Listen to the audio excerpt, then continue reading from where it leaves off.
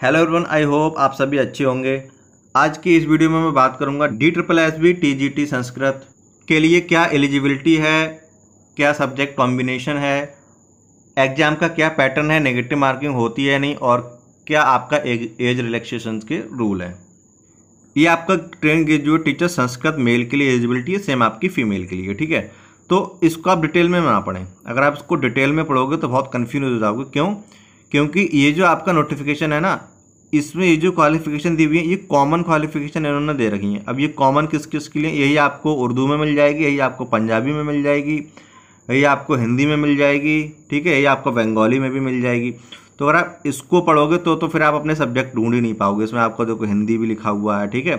तो आप इसको पढ़ोगे तो आप बहुत कन्फ्यूज हो जाओगे। ठीक है, तो ओवरऑल मैं आपको बता दे रहा हूँ एक ही बार में। ठीक है, आपके ग्रेजुएशन में 45% मार्क्स होने चाहिए और आपने ग्रेजुएशन में आपकी संस्कृत होनी चाहिए। ठीक है, देखो इसमें आपका लिखा हुआ सब्जेक्ट और सब्जेक्ट में आपका स्टार बना हुआ है। ठीक है, अब देखो आप इस स्टार में इस सब्जेक्ट में कितने सारे सब्जेक्ट आते हैं। English, Hindi, physics, chemistry, computer science, biology, math, business studies, accountancy, economy, political science, history, geography, sociology, Sanskrit, मतलब कोई भी सब्जेक्ट ऐसा नहीं बचा है जो इन्होंने इसमें ना ऐड किया हो। ठीक है, तो इसीलिए मैं कह रहा था, अब इस नोटिफिकेशन के अकॉर्डिंग अगर देखेंगे तो आप बहुत कन्फ्यूज हो जाएंगे। ठीक है, तो उन्होंने ये एक जनरल नोटिफिकेशन, उन्होंने जनरल क्वालिफिकेशन लिख दी है। ठीक है, तो पहली चीज़ तो हो गई, आपने संस्कृत से ग्रेजुएशन किया हो 45% मार्क्स के साथ। कितनी साल पढ़ा हो, 2 साल या सभी ईयर, वो हम बाद में देखेंगे। ठीक है, अब आ जाइए आगे। डिग्री डिप्लोमा इन टीचिंग, इस डिप्लोमा का मतलब आपका DLED या BTC नहीं है। इस पर मैं आपको पहले वीडियो बना चुका हूँ, आप उसको देख सकते हैं। ठीक है, आपको डिग्री होनी चाहिए, B.Ed आपकी एक डिग्री है। ठीक है, तो आपके पास B.Ed होना चाहिए। फिर आपके पास working knowledge of Hindi is essential, आपको हिंदी की नॉलेज होनी चाहिए। आपने 8th क्लास तक हिंदी पढ़ी हो, ये मस्ट है। ठीक है, फोर्थ आपका क्या है, should have qualified CTET from CBSE, आपने सीटेट क्वालिफाई किया हो। और इसमें लेवल का मेंशन नहीं है, जूनियर और प्राइमरी का, लेकिन ये कॉमन सेंस है। जब TGT की भर्ती है तो आपसे वो जूनियर के ही लिए कहेगा। ठीक है, तो आपको जूनियर वाला सीटेट होना चाहिए। और इसमें लास्ट है ये, इसमें आपका ये इंपॉर्टेंट लाइन है, at least 2 year during the graduation, मतलब कि आपने अगर 2 साल भी ग्रेजुएशन में संस्कृत पढ़ी है तो आप एलिजिबल हैं। ठीक है, तो इस तरीके से आपने मान लो हिंदी भी पढ़ी है और संस्कृत भी पढ़ी है। ठीक है, संस्कृत आपने 2 ही साल पढ़ी है, हिंदी आपने 2 साल या 3 साल पढ़ी, तो आप हिंदी और संस्कृत दोनों के लिए अप्लाई कर सकते हैं। ठीक है, तो आप एक से ज़्यादा सब्जेक्ट के लिए भी अप्लाई कर सकते हैं अकॉर्डिंग टू क्वालिफिकेशन, आपने वो सब्जेक्ट एटलीस्ट 2 ईयर पढ़ा हो। ठीक है, तो ओवरऑल में यहाँ से देखिए क्वालिफिकेशन आपकी क्या हो जाएगी, ग्रेजुएशन आपने किया 45% मार्क्स के साथ। ठीक है, कैटेगरी वाइज उसमें रिलैक्सेशन है, वो अलग चीज़ है।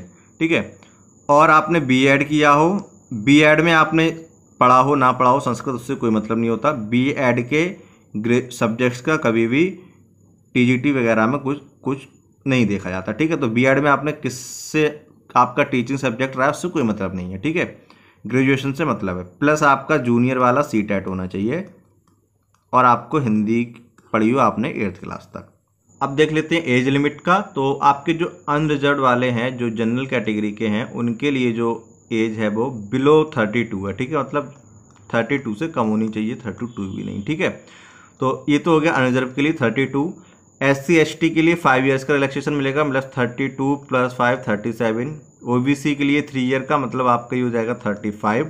ठीक है, PWD 10 ईयर, ऐसे बाकी आपका है, आप इसको देख सकते हैं। वुमेन्स के लिए अलग से कोई मेंशन नहीं है। ठीक है, तो वुमेन्स का कुछ अलग से इसमें नहीं है कि उनको कोई अलग से रिलैक्सेशन मिले एज का।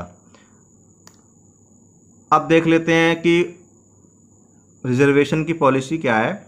तो जो आपके अदर स्टेट OBC हैं, OBC आउटसाइड कैंडिडेट, ठीक है, will be treated as unreserved category. ठीक है, तो आउटसाइड जो OBC हैं उनको रिजर्वेशन नहीं मिलेगा।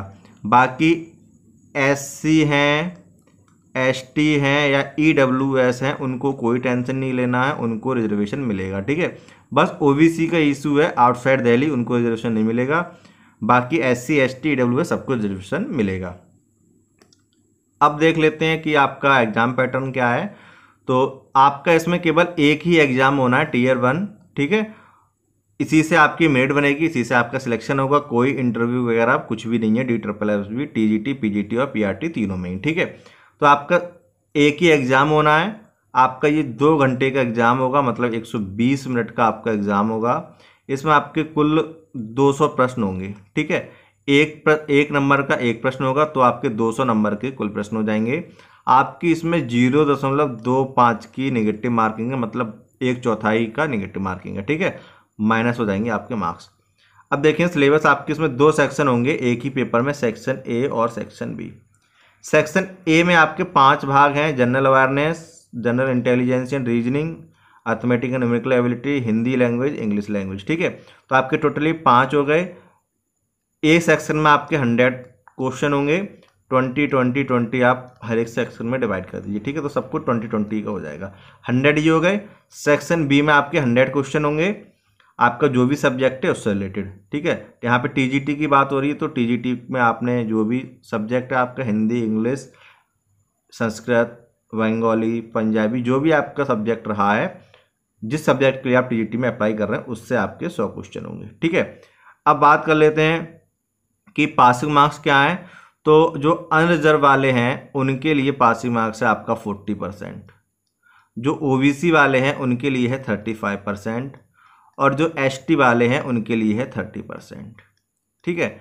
इसमें भी एक कंडीशन है कि आपको ये जो 2 सेक्शन है A और B दोनों में अलग अलग होना है, मतलब इसमें आपके 100 हैं तो जनरल वाले को कम से कम 40 इसमें लेके आना है और कम से कम 40 ही इस B वाले में भी लेके आना, तो 40-40 80 हो गए, कम से कम दोनों में लाना। अगर मान लो इसमें तो उसने 50 ले आया, इसमें उसके 35 ही रह गए, टोटल हो गए 85, लेकिन फिर भी वो पास नहीं होगा, क्योंकि दोनों में अलग अलग होना, पास होना जरूरी है, ठीक है। ऐसे ही OBC के लिए 35-35, SC ST के लिए 30-30 दोनों में लाना मस्ट है, ठीक है।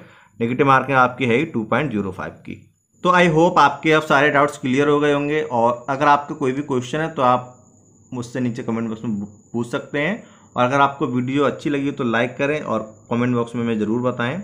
अपने फ्रेंड्स के साथ भी इसको शेयर कर देना, एंड पहली बार आए तो हमारे चैनल को सब्सक्राइब करके ज़रूर जाना।